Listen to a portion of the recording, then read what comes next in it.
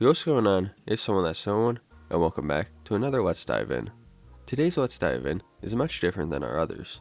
In the past Let's Dive Ins and reviews, we would normally present our subjective experience with the said substance, along with objective information about it.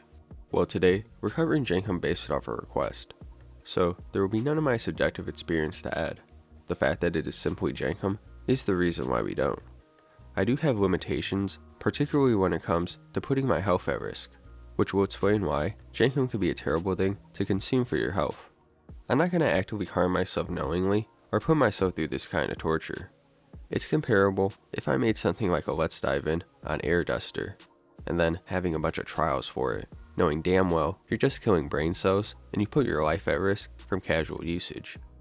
So today, we're presenting how Jenkem came into popularity, the hoax behind it, some actual experience with it, what you're actually inhaling, and what effects you can come to expect from partaking and inhaling this foul concoction. I'm sure you'll gain some insight from this and see why this is one of the last things you'd want to do. So without further ado, let's dive right into this. What is it? So to be blunt about this, Jenkem is the gases from fermented human feces. Yep, fumes from fermented shit. Absolutely wretched in my opinion to even consider it. Human waste is considered to be toxic and can cause disease. But even just the act of smelling shit alone should be enough to make you never want to try this. Traditionally, the way Jenkem is prepared is it's commonly done in a bottle that you take a shit in a jug or whatever, followed by you pissing in it. You then cover the bottle with a balloon, then place it in a sunny area for a week or two for ideal fermentation. So not only is it shit, it's shit that's been marinating in piss for a couple weeks in the sun, which at that point, it's pretty much getting to the equivalent of sewage. And after you let it sit, you retrieve the balloon and then inhale all the collected fumes.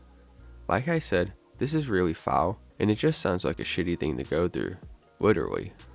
This is definitely out of the park on my gross scale, and on top of the health risk, no thanks, I won't be trying this anytime soon. But let's break down some quick facts and then get into the history of Jenkem and how it can get someone high.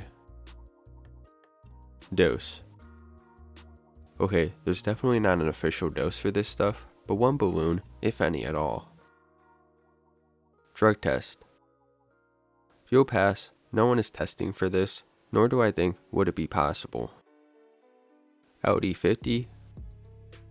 There's no official LD50 for this, but it can be very hazardous to your body, especially coming into direct contact with it. Combos. You probably won't want to do anything else, just so you can have a firm hold of yourself when you want to vomit from the smell of 2-week-old piss and crap. Then again, some stuff could probably help you get through it. What is it used for? Either recreational effects or simply as a joke. The expected effects. Many of these are claimed effects, which is somewhat hard to determine actually based off the community surrounding Jenkem. Positives. Potential recreational high. Neutral. Apathy, various hallucinations, visual, auditory, time alteration, distortions of reality, a buzzy or tingly feeling, lightheadedness or dizziness. And the negatives. Burning of chest/throat, hypoxia, disease, lung damage, nasal damage, irritation, undesirable changes in bodily chemical composition, unconsciousness, and other potential unknown health risk. How would it get someone high? So to be a bit more specific here, there is some suspected known chemicals at play here. While Jenkem has never been tested, it's assumed to hold carbon dioxide and hydrogen sulfide. Both of these are common gases. Carbon dioxide is one where we breathe in like 0.04% of and breathe out more of. Hydrogen sulfide is produced mainly from decaying organic matter. That is, the remains and byproducts of animals for the most part. Commonly, this can be found in a sewer. Both of these in abundance can be toxic and can be fatal. Higher concentrations of carbon dioxide could lead to potential drowsiness and an altered state of consciousness, while with an abundance of hydrogen sulfide, potential recreational effects could include an altered consciousness, delirium, in changes in equilibrium. What's also thought to have a role is ammonia and/or methane. You probably have heard of both of these before, but if you don't know, both of these are naturally produced by the bacteria we have in us. Most ammonia is excreted through the urine and some through the waste. It's used today through a various amount of applications, such as in car products, cleaning supplies, fertilizer, as a fuel. It even is applied to some foods to prevent contamination. Ammonia finds itself in a lot of areas, acting as an ingredient. It can even be used to make meth, and is found in a lot of tobacco smoke. But ammonia by itself, when consumed, is a different story. Ammonia is considered to be irritating on the body. When inhaled, most of it will be concentrated in the mucous membranes where cell damage can take place. It can damage the skin, it can damage the eyes, and it can throw off your chemical composition. But unless a large amount is inhaled, it's unlikely to stay in the body for very long, about a half hour. Potential recreational effects from this could be dizziness, confusion, motor loss control, and an altered state of consciousness. Now you probably have heard of methane before and its relation as a greenhouse gas, and you probably hear that a lot of it comes from cows. Humans also naturally produce some methane though, so we could expect that it may play a role when it comes to Jenkem. Now compared to ammonia, it has far less applications. It's in abundance on the planet, and capturing it and using it can be a difficult process. Now most commonly, it is used for fuel as it is the main ingredient for natural gas, but it also shows that it can be used to make hydrogen gas, which in turn can be used to make ammonia, interestingly enough. Again, like ammonia, it isn't meant for human consumption, but it is considered to be non-toxic. So much so that the main risk with methane is it acting as an asphyxiant, meaning that the only real risk is it depleting too much oxygen in your body, which for that to even happen, the concentrations have to be very strong. But the concentrations of these chemicals that will be present will vary, that is, on the person and their diet, and also how the fermentation process has come along. But it is possible that these chemicals I said may be playing a role in the experience, granted if it's real at all. Another potential explanation for a high could come from oxygen deprivation. One thing that could come up when inhaling this stuff is depriving yourself of oxygen. It is unlikely to any serious degree, but it could be enough to induce some effects. This could include disorientation, potential hallucinations, confusion, headache, changes in consciousness, and some more serious physical effects depending on the severity. So in theory, Jenkem could produce an effect that some may label as a high. I say there's certainly enough potential considering the chemicals at play here. It may be likely this isn't consistent though, due to the varying factors in preparation, the route of administration, its potential adverse effects, and the fact that we may not even produce enough gases for anything to happen. I also do want to know that some have claimed that bifutanin could be a potential substance at play here, as it has been found to be in the urine of some patients, specifically those with schizophrenia or ASD. But this is unlikely.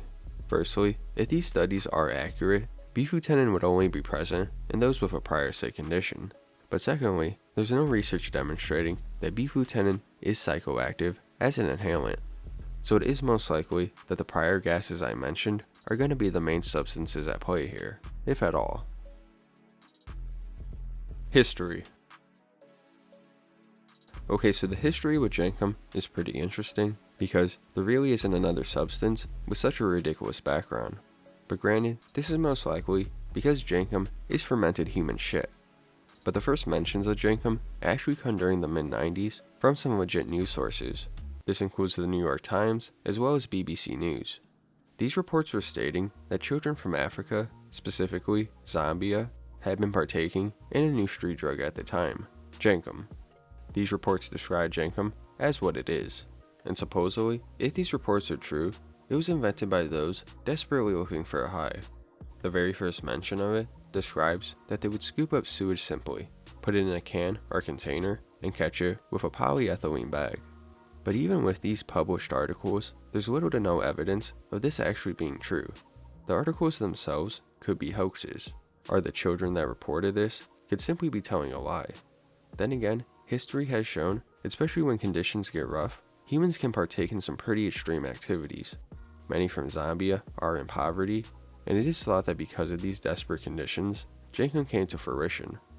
It's actually named after a type of glue that was sold called Jenkem, but with a G. Apparently, when children couldn't afford glue, or when they were too scared to steal it, they can look to Jenkem to get their high. Now this does sound really extreme, but just keep in mind that the conditions in a country like Zambia are far from the greatest. It is possible that some may indulge in such a practice. The best thing would be if there were some natives who actually know of it being used, specifically around this time period, to get better verification if this actually happened. But outside of these posts and claims, there hasn't been anything on Jenkem before this. But let's bring up what really made this popular, as a few posts with these claims is one thing, an actual report with convincing pictures is another. So you probably know what I'm talking about. We did a report on it not too long ago, and that's Pickwick, the infamous Jenkem user. I won't get into this a ton because we've already talked about this and read the report in a video, which you can find the link in the description if you haven't seen it. But basically some discussion of Jenkem made it to the internet on a site called Totsi, and one user, Pickwick, decided to venture out to see if it actually does anything. He posted both updates and pictures as he went along with his progress, which I'll show right now. But after have claimed done that, he posted a trip report. Fast forward a couple months later, and Jenkem and Pickwick's post make its way into a news article. The attention Jenkem suddenly receives starts to spiral, to the point where things get a bit out of hand. Pickwick decides to retract his post and claim that it was all fake, that he used Nutella, flour, and water in the pictures he used. But what was done was done. You can be the judge of it yourself, but personally, this is kind of what I would imagine it to look like. But then again, why would I know exactly what fermented shit in a bottle is going to look like? But apparently some people out there really took this seriously, to the point where a parent in Florida sent in an email addressing their concerns about it. I can only imagine being the principal and reading something like this. But the email itself was legit enough that this did escalate all the way to there being a bulletin published on it by cops for the local area. And in this bulletin, Pickwick's photos were all over it. This itself sort of went viral. For example, the South Park episode where Kenny gets high on cat urine is thought to be influenced by this. But because of these sequence of events, this led Pickwick to be pretty much the face of Jenkem. Again, I recommend to check this report out if you haven't heard it. Other than this, Jenkem has been relatively quiet since then, and this all happened back in 2007. A few years later, there might have been a Jenkem lab, though this is hard to say if this actually happened or not. We don't have any information on this individual, but apparently someone may have been producing Jenkem on a large scale. This was all done in an apartment, and the smell and actual liquid waste began to spread to the other units, which resulted in this person being evicted. When police entered the scene, they found bottles upon bottles filled with human waste, where a good portion of it was emptied and spread throughout the apartment, which this is thought to be out of anger due to his eviction. But it is really hard to believe that this was an actual lab. The main reason being is because what demand is there to produce this on a large scale? Sure, there may have been some heavy attention a few years back, but I highly doubt there would be any actual distribution of it. Maybe it was an actual case of Jenkem addiction, or maybe it was someone going bonkers who decided to store and collect all their shit. There's little information on this, so it's hard to say, but apparently it did lead to the displacement of about 4 families. Outside of this, there hasn't been any legit reports on Jenkem, only stuff claimed on the internet. Experiences. And that brings us to the last part. I want to bring up a few experiences to give an idea of what Jenkem may be like. The OG report is Pickwick's, of course. I won't read that here, but go check it out. Other than that, I want to bring up this video to reference. I'll only play some segments of it here, but this may be actual footage of someone trying Jenkem, and 2 forms of it at that. But this is coming from Vibe Cool City, where they recorded a take where a voluntary subject, Hayden, partakes in trying Jenkem and seeing if there is a high from it. They would his own Jenkem concoction sit for about a week, then they also have a Jenkem mix with cow manure, just to really get a balloon with a strong concentration of gases. While it does look painful and gross as all hell, Hayden does surprisingly report having an altered state. Oh, here we go, it's the moment of truth. It's been sitting up here for a week, and I must say that the air around here, everyone's a little bit nervous. There's a lot of nervous laughter going on about what the hell's going to happen. How are we sort of planning to get this out of there? I'm just going to squeeze all the gas up into the condom, and then I'll just pretty much get it off, trap as much gas as I can get in the dummy, and then I'll just huff it up. In front of me, they're here, I'm here, we're just going to have to rock and roll with this, eh? Like.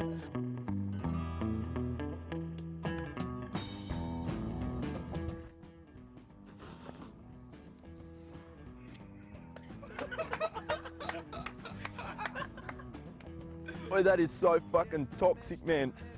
It's like fucking petrol, man. I'm not joking.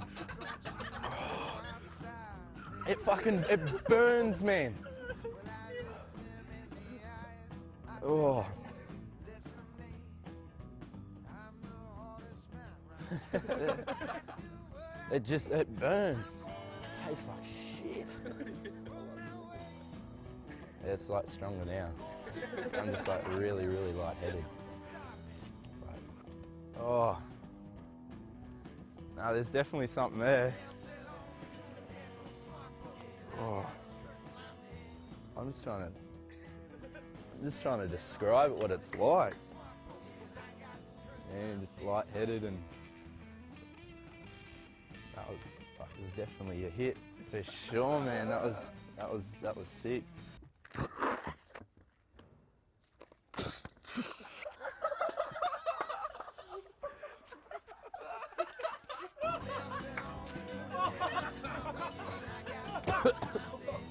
That tasted so much worse.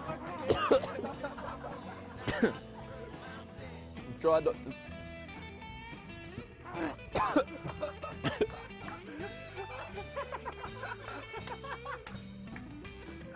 That cow shit was so much fucking worse, man. Oh.